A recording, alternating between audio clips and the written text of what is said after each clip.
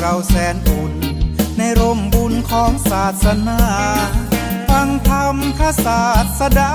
มีศีลห้าสองทางหัวใจยืนหยัดก้าวเดินตามรอยแบบเต็มร้อยทั้งเด็กน้อยผู้ใหญ่ฟื้นฟูวิถีไทยๆพึ่งพาอาศัยเชื่อมั่นในความดี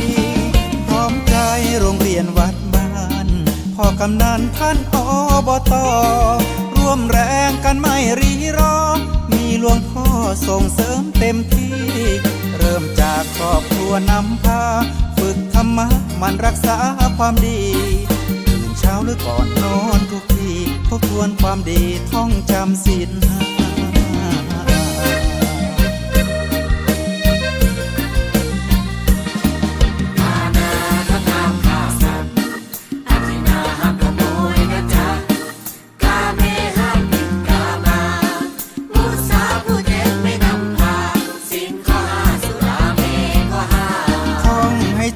แล้วทำให้ได้ไม่เบียดเบียนใครใครไม่เบียดเบียนเรา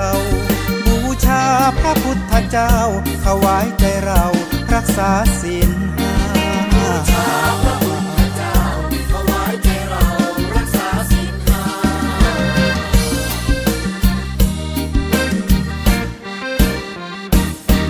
หมู่บ้านของเรายุคใหม่ใครๆก็ต่างมีศีลรื่นรมพออยู่พอกินดับทุกสิ้นแผ่นดินโสภาแน่แนวเดินแนวเดียวกันทุกบ้านกวดขันฟันฝ่าจันโลงพุทธศาสนาท่องเป็นคาถาภูมิใจให้ทุกค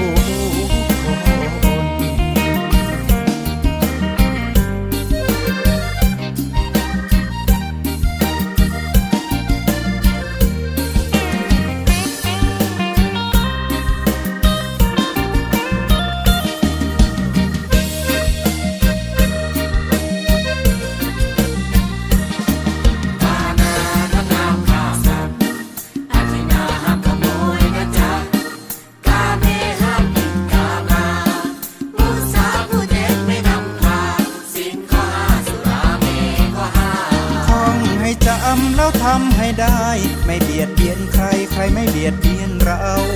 บูชาพระพุทธเจ้าถวายใจเรารักษาศีลห้าบูชาพระพุทธเจ้า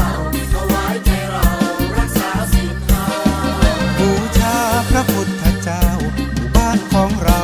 รักษาศีลห้า